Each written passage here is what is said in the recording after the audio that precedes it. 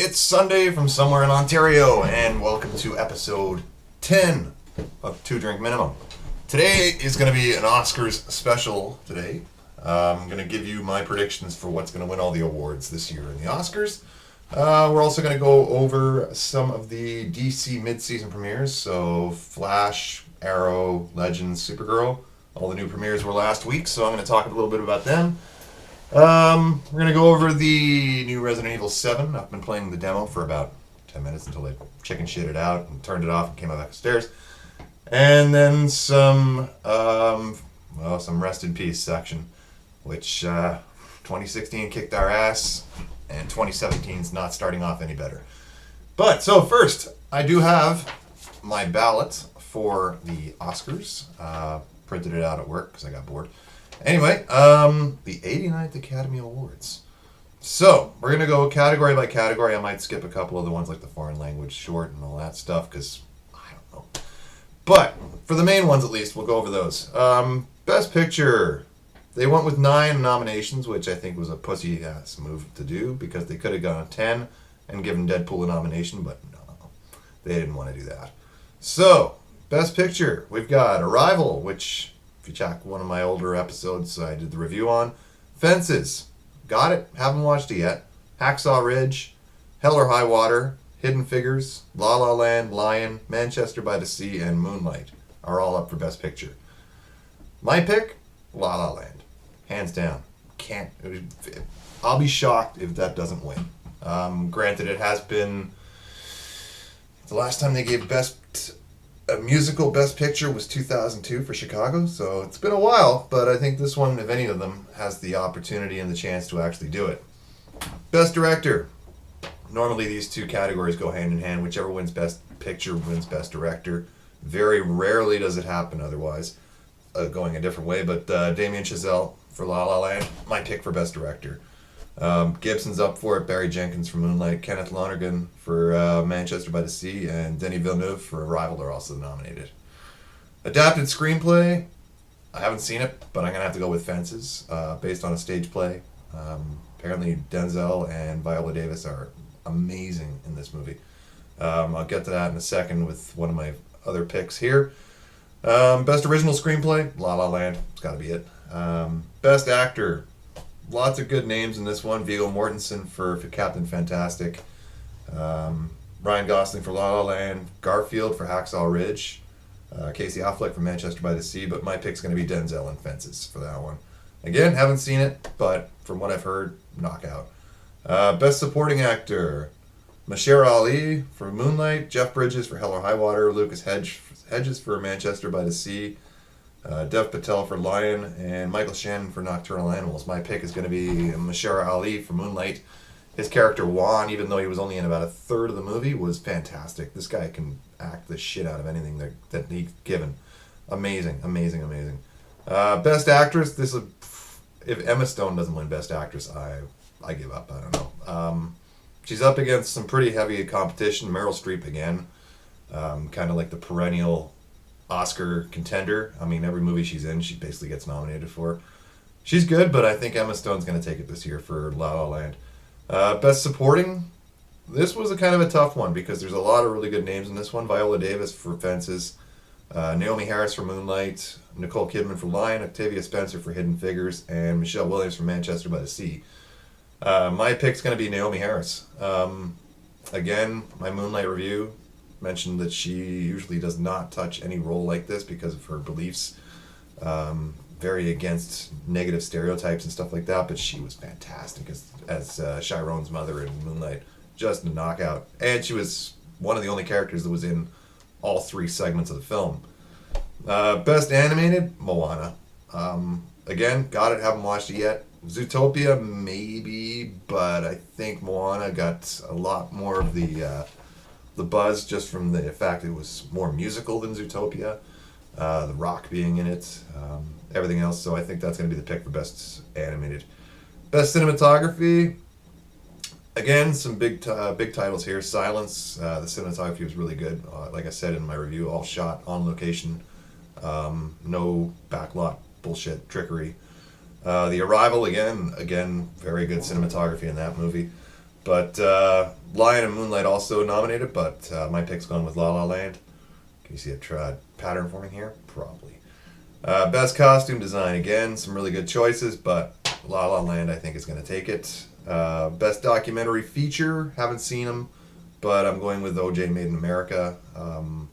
Kevin Smith and Mark Bernardin did a review, and Bernardin said that they actually did show this movie in theaters, all 7 hours of it. Yeah, it was apparently fantastic. I don't know if I could sit through 7 hours about O.J. Simpson because he's kind of a dick. But again, apparently really, really good documentary. Very long, so put aside a lot of time. Maybe spread it out over the week if you're going to watch it. Best documentary short, skip. Best film editing, La La Land, again. Best foreign language film, I don't know. It's usually just throw a dart. Whichever one you pick. I don't know. I'd say give it to Iran for The Salesman. Like total guess. I have not seen any of them. Best makeup and hairstyling. Suicide Squad actually got nominated for this. That one, a man called Ove. I don't even know what the fuck that is. And Star Trek Beyond. I'm gonna give it to Suicide Squad just cause. I mean, Killer Croc looked pretty good. Best original score, La La Land. Sorry. Reason being is John Williams isn't nominated, so sorry. Best original song, definitely Emma Stone's song from La La Land's her 11th Hour number. Went over that before too. Knockout song. If you look on YouTube now, there's like 2 billion kids all doing like covers of this tune. But great song. Also the reason why I think she's going to win Best Actress. It's going to be Anne Hathaway kind of thing where one song wins it. So that'll be my pick. City of Stars is also up for that from La La Land. Song from Moana, song from Trolls. Jim, the James Foley story? I don't know. Production design, La La Land again. Animated short, I don't know. Live action short, I don't know. Best editing, best sound editing, I'll give it to Arrival for that one. Very well done, especially with like the sound of the alien ship and the aliens moving around and everything else. Sound mixing, one of the only ones that Star Wars is up for, Rogue One, so I'll give it to them for that one. Sound mixing was good. But that always is on the Star Wars flicks. And last category is visual effects. A hard one here too, because Doctor Strange, Jungle Book, Rogue One, Kubo and the Two Strings, and Deepwater Horizon all up for it. It's a hard one, but I'm going to go Jungle Book on that one just because everybody but the kid was a CGI character, including, I heard, the environments. I'm not 100% sure on that, but I mean, it was really well done. Rogue One would be my second pick, but Doc Strange, again, fucking great effects in that.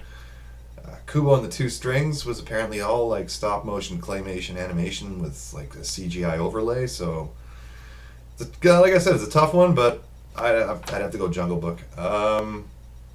Whether or not any of these picks are right, I mean, I got La La Land winning 10 awards here, so we'll see what happens. Obviously, Sunday, February 26th is the Oscars, so I will probably do a recap show shortly after to compare what my choices were compared to what actually won and see how accurate I am.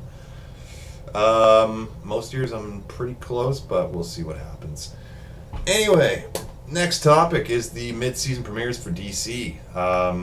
One thing to keep in mind, boys and girls, is Legends of Tomorrow did get moved from Thursday nights to Tuesdays right after The Flash. I think that's in order to try to increase their ratings, because it was kind of not doing that great in comparison to what Arrow and Flash were doing. But Monday night was Supergirl, the Kevin Smith directed episode, Supergirl Lives, which, for those who don't know, does pay homage to the script for Superman Lives, which was the almost created, Tim Burton Superman flick that was going to come out mid-90s, and Nick Cage was going to play Superman / Clark Kent. If you Google Nick Cage Superman on online, you'll see what the costume looked like. It's like, oh god. Yeah. Episode was pretty good though. Again, Kevin Smith's daughter has a small part in the episode as a kidnapped or missing girl who Supergirl has to go save.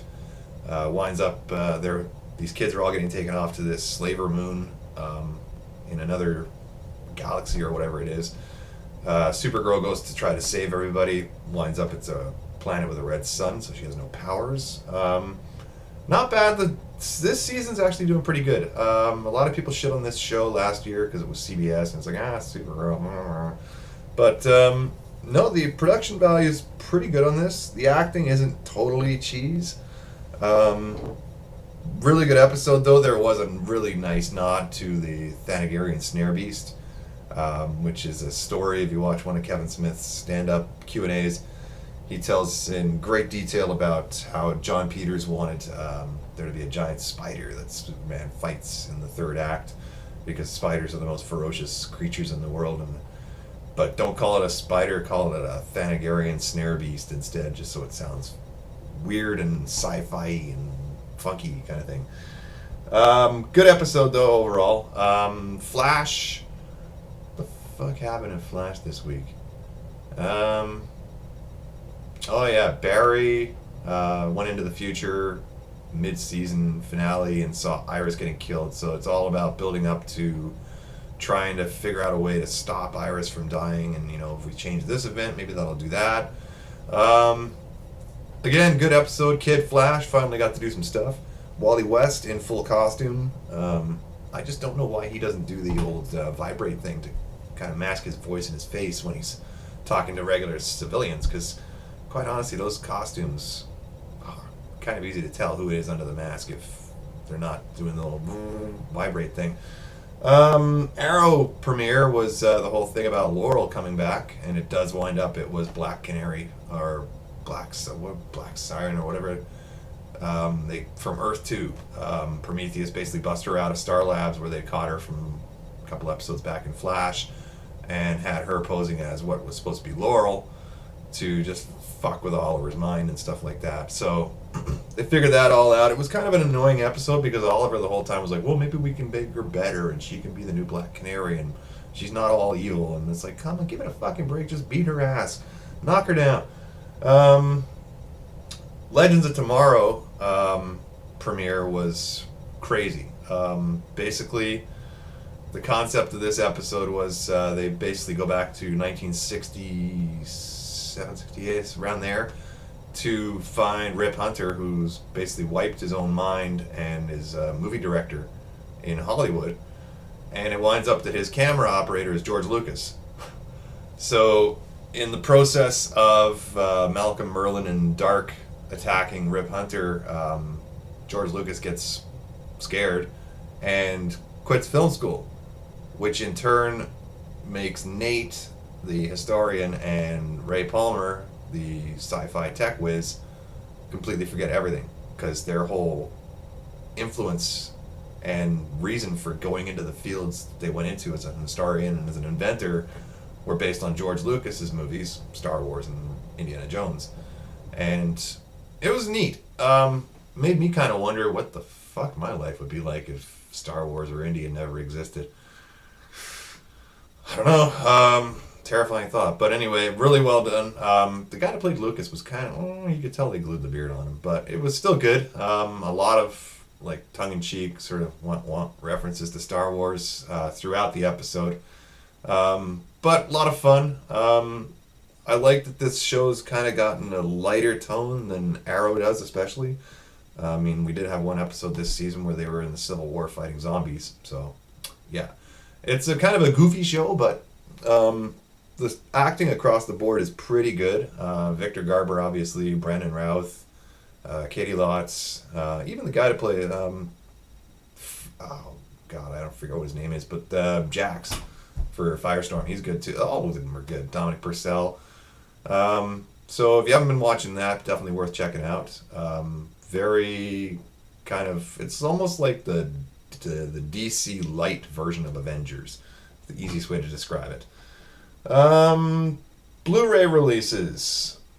A couple of new titles got release dates now. Moonlight's coming out February 28th, so just after the Oscars. And Fantastic Beasts and Where to Find Them, the Harry Potter spin-offs, coming out March 28th. So look out for those two. Still no word on when La La Land or Rogue One are coming out. Like I said last episode, probably sometime in April. But we'll see. Won't be probably too long now until they announce an actual release date. But it should be sometime in April, I'm guessing. Well, probably middle of April. Rogue One will probably come out just before Celebration does, because I think there's a Star Wars Celebration either in California or overseas in April sometime, which is probably going to be when they drop the first trailer for Episode 8 too, which is called The Last Jedi now. They finally released the announcement, the title for that one. I like the title. Kind of harks back to what Yoda was telling Luke when he died in Episode 6, when he was like, when I'm gone, am I the last of the Jedi? Will you be? Of course, there's huge fan speculation as to who is the last Jedi. Is there only one? Or is there 2, 3, 4? I don't know. Is Mace Windu going to show up? I don't think so. But yeah, so look for that coming up. Resident Evil 7. I was watching some playthroughs online. Looks fucking terrifying. So I downloaded the demo just to see whether or not I'm actually going to be willing to plunk down some actual money to buy this game. The demo scared the shit out of me. Literally scared the shit out of me. I was playing it for probably about 20 minutes with the lights off downstairs in the cave, with the surround sound cranked up to almost maximum, and couldn't do it. I was like white-knuckled the whole time.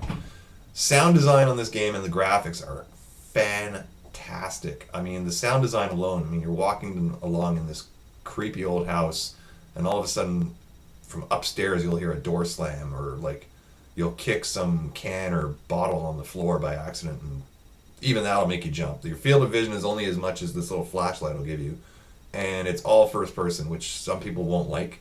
I'm not a huge fan of the first person. I like to actually see my character so I can like turn and interact with the surroundings a little better. But for this kind of a game, the first person aspect really works well. Really freaks you the fuck out in a lot of spots. There's one point where you go up the stairs in the house, and as you're going up, you look over in the corner and there's a bunch of mannequins sort of just hanging out there from a shop or whatever. Go around the corner, and I was like rooting through trying to find these whatever crap in this desk or whatever. Turn around the corner again, and there was a mannequin at the top of the stairs. That freaked me right out because it was not there when I first got up there. So if you're really into the Resident Evil series, I know the last few games have kind of tanked and gone downhill a little bit, but they're saying this is a return to form for the series, and they definitely have ramped up the factor of the fright thing. It's almost like Texas Chainsaw Massacre meets Resident Evil meets Last House on the Left, kind of creepy, weird vibe sort of thing like that. So if you're willing to plunk down the 80 bones that they're asking for this game, I still don't understand. That's fucking robbery now. Like, remember the days when the games were like $40-$50? Now it's like $100 a title. God, I miss Blockbuster. Yeah, for just that reason, like renting a game, play it for a week, return it. It was fantastic, but lo and behold, not anymore. Final segment of the episode today is going to be what I always hate having to do, is the rest in peace portion of the segment. Got a few big names in the last week or so. One of them I actually should have mentioned last episode, but whatever. Miguel Ferrer passed away. Most of you will know him from, if you watch that show NCIS LA. He was in a ton of movies back in the day, though. First movie I ever saw him in, which most people, if you're into the fantasy sci-fi genre, will remember, is RoboCop. He played Bob Morton, the sleazy cheeseball executive who created RoboCop, basically. Father was Jose Ferrer, also a very well-known actor back in the day, and his mother is Rosemary Clooney. So he is actually George Clooney's cousin, or some sort of relationship to Clooney. Another another side story about Miguel Ferrer was when Carrie Fisher got the role of Princess Leia. back in 75, 76. She got the script, brought it home, and Miguel Ferrer and her were good friends, so he and Carrie Fisher actually sat there and read the script through together for the first time. So, again, bummer that he's gone. He was a great actor. Star Trek III, The Search for Spock, he was also the helmsman of the Excelsior. At the very beginning part, when Scotty steals the fuses out of the warp drive, I guess, and they can't go to warp. Another big one this last week or so was Mary Tyler Moore, age of 80, passed away.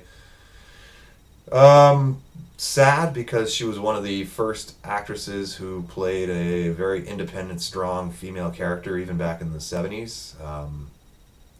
In the Mary Tyler Moore Show, obviously, she won an Oscar, I believe, for Ordinary People, the 1980 film with Donald Sutherland,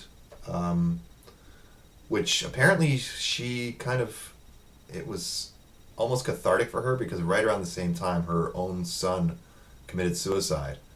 And the movie Ordinary People, if you haven't seen it, focuses basically on this husband and wife trying to come to terms with the situation with their son, who was played by Timothy Hutton back in the day. Really good movie. Donald Sutherland, great actor as always. Mary Tyler Moore, again, very sad. 80 years old though, so big, as Kevin Smith puts it, big bucket of win on that front. And lastly, a couple days ago, John Hurt passed away at age 77 from cancer. Again, fucking ass kicker that is. 206 credits to his name, 2 Oscar nominations. He was in The Elephant Man. He was in he's one of those actors who would pop up in almost every movie you've ever seen in either a large or small capacity and would always improve the movie.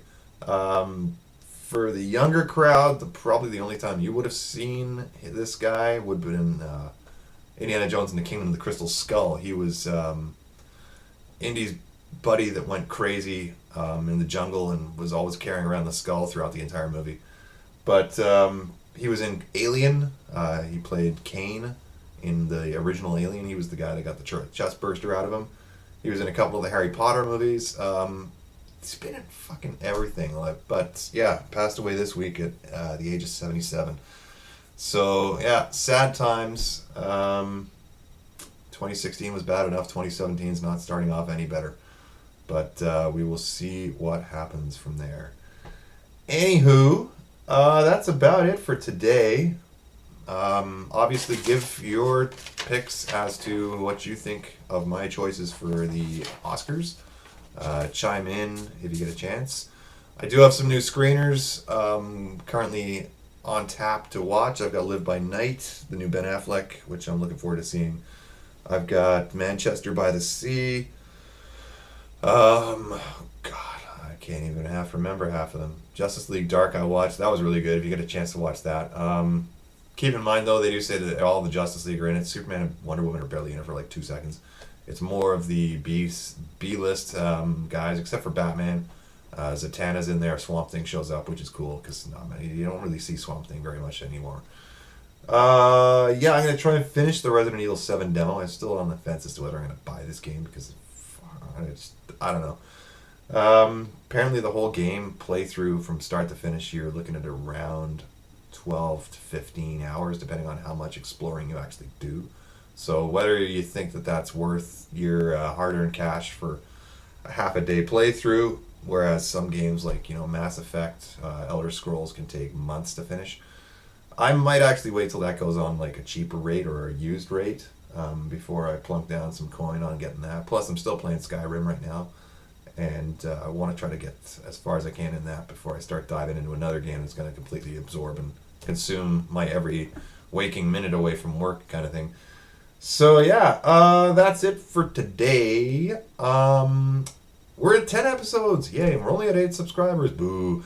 Anyway, like, subscribe, tell your friends, comment below with your picks for Best Picture. Tell me whether I'm completely out of my fucking mind with giving La La Land 10 Oscar nominations or 10 Oscars. It did clean up at the Golden Globes, so I wouldn't be too surprised. The wife actually went and saw Lion last night at the theater, loved it. Dev Patel apparently knocks it out of the park. She supposedly cried the whole way through the movie. So if you're into that kind of thing, then definitely worth checking out. The next movie I'm probably seeing in the theater will be Logan, quite honestly. Not big on watching these heavy dramas in the theater because it seems like a waste. If it's not a lot of action or special effects or stuff like that, then it's just as good on a TV set, quite honestly. I mean, I got my nice little surround sound system downstairs. Works fine for like dramas like Manchester by the Sea, which I still have to watch. But yeah, so that's also up for Best Picture too. So who knows what happens there? Dev Patel, Nicole Kidman, the kid from Slumdog Millionaire. Yeah, so that'll be it for today. Tell your friends, hit the subscribe button, like, comment, whole 9 yards. Look for some more postings on Facebook, 2 Drink Minimum on Facebook. I will be posting links for movie trailers and stuff that just kind of pops up randomly here and there. And yeah, so next time, probably look for some more screener reviews. I'll keep updating on the Blu-ray releases, and hopefully if I finish that Resident Evil 7 demo, I'll give you my 2 cents worth on how that was. And we'll go from there. Anyway, so for now, from somewhere in Ontario, take her easy.